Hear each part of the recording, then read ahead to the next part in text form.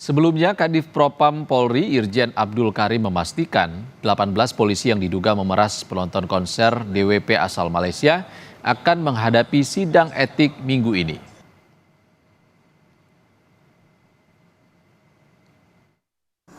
Kami sepakat di Propam akan menyidangkan kasus ini, ya, yang kita rencanakan minggu depan sudah dilaksanakan sidang kode etik yang akan kita laksanakan minggu depan. Untuk mengetahui informasi terkini, kita langsung bergabung dengan jurnalis Kompas TV Gracia Adur di Mabes Polri Jakarta. Selamat siang, Gracia. Apakah sudah ada dirilis jadwal pasti kapan sidang etik terhadap 18 polisi yang terlibat pemerasan di DWP 2024 lalu? Sampai sejauh ini Ihsan, kami para jurnalis masih menunggu informasi dari kepolisian terkait kapan sidang etik ini akan dilakukan. Tetapi upaya sementara yang sudah dilakukan oleh Kapolda Metro Jaya adalah merotasi jabatan anggota Polri baik di tingkat Polsek, Polres, hingga Direktorat Reserse Narkoba Polda Metro Jaya, kemudian melakukan rotasi terhadap 34 anggota Polri ini. Tujuannya adalah supaya bisa fokus dalam pemeriksaan. Nah, 34 Polri ini dimutasi ke Yanma Polda Metro Jaya. Di antaranya adalah 21 anggota dari Ditres Narkoba Polda Metro Jaya, kemudian 7 anggota Polres Metro Jakarta Pusat, 1 Kapolsek Tanjung Priok, dan juga 5 anggota Polsek Kemayoran. Nah, mereka diantaranya ini berpangkat bintara hingga perwira menengah. Dan sampai sejauh ini polisi juga masih terus mengusut ataupun mendalami motif apa yang dilakukan para anggota polisi ini sehingga melakukan pemerasan terhadap warga ataupun wisatawan asal Malaysia, bahkan sampai melakukan pemaksaan untuk melakukan tes urin narkoba.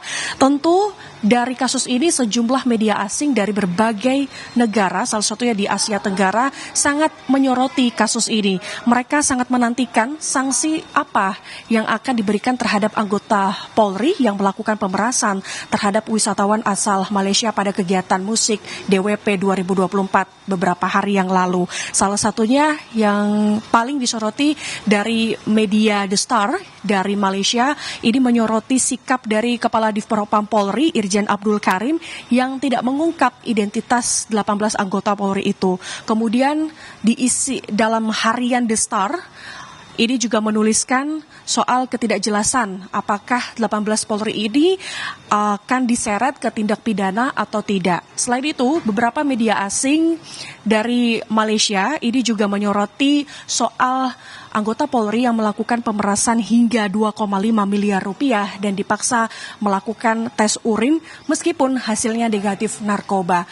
Nah, sampai-sampai media asing ini, Ihsan dan juga saudara, ini sampai menyoroti soal beberapa kasus yang dilakukan oleh Polri, seperti salah satunya adalah polisi tembak polisi beberapa waktu yang lalu, kemudian polisi menembak pelajar di Semarang, ini yang juga menjadi sorotan oleh media asing. Ini sangat disayangkan, sehingga tentu mendapatkan berbagai macam desakan agar polisi ini segera mengusut tuntas kasus ini. Pengusutan ini kenapa sampai perlu dilakukan untuk menjaga marwah dari kepolisian dan juga memberantas penyalahgunaan wewenang. Ihsan. Baik, terima kasih jurnalis Kompas TV Gracia Adur melaporkan langsung dari Mabes Polri Jakarta.